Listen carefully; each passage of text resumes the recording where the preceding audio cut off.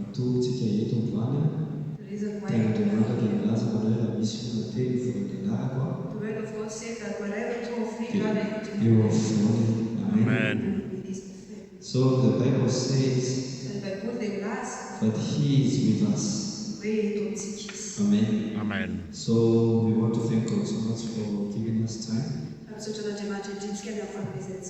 and grace to pray. Some of the people wanted to come, but we didn't manage.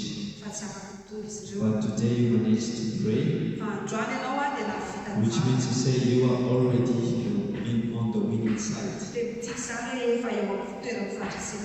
Amen. Amen. The devil cannot stand against us when we are praying. Amen. Amen. So today we are still continuing in our topic. We want to talk about the principles of God. Amen. Amen. Today we want to talk about the principles of time.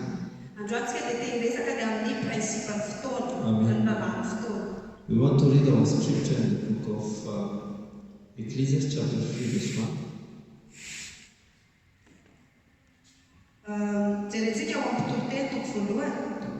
Verse chapter 3.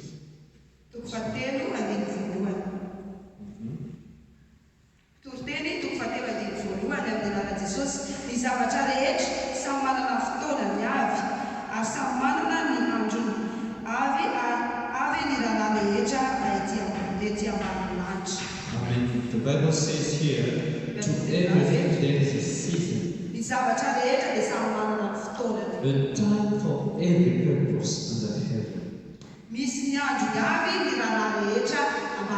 Amen. Amen. Everything that is happening in our lives, it is calculated by God. It is planned by God.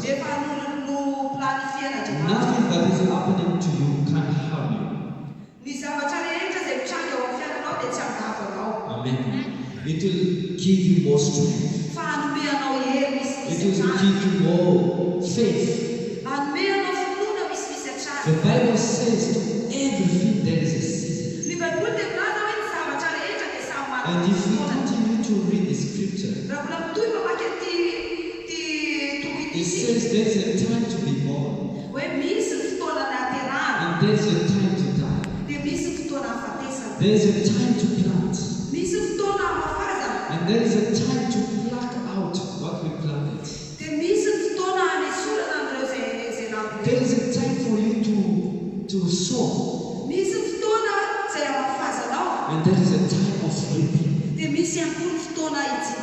Today I want to encourage you. Maybe you are facing a hard time today. But I want to tell you that this is just a season. Good time shall come. The Bible says, you may cry during the night, but joy shall come in the morning. Joy shall come. Because this is just a season that you are passing. We are always passing a certain time. There are sometimes we are passing a time of difficulties. Things are not going well in your life. Sometimes you do good to somebody and then they reply badly. But I want to tell you, things are going to change. You are still Amen. today. But time for harvest shall come. There is a time for everything. When you look at the story of Israel in the book of Exodus, the Bible says there was a time came that God remembered Israel. There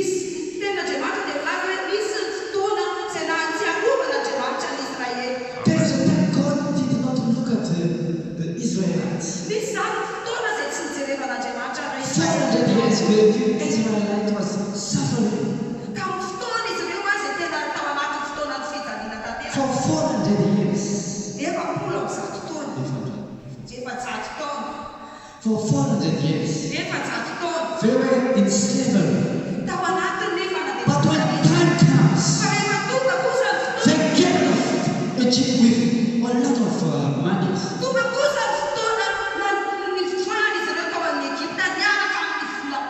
Amen. Why? Because when God visits you, when the time comes, time of prosperity will come. When God visits you, when the time comes, prosperity will come. Amen. So what we need is we need to understand that there is a time with God. There is a time that God is going to take care of you. God is going to bless you. Amen. But we need to wait upon the Lord. Isaiah 40 verse 41 says, but those who wait upon the Lord shall renew their strength. They shall mount up on wings like an eagle. They shall run and not faint. When you wait upon the Lord, when you wait upon the times of God, things are going to be fine for you. Hallelujah. Those things that you are struggling with, there will be time that they're going to vanish. Amen. You just need to wait upon the Lord. Wait upon the Lord. Wait upon the time of God. Amen. Sometimes our problems, we want to go ahead of God. What we need is to wait. Because surely God is going to come. God is going to come. And God is going to intervene in that situation. What you need is to wait upon the Lord. Don't try to go out before God. Wait upon God. Wait upon the Lord. Hallelujah. Amen. Let us pray, God, help me to wait. Help me to have patience. Hallelujah.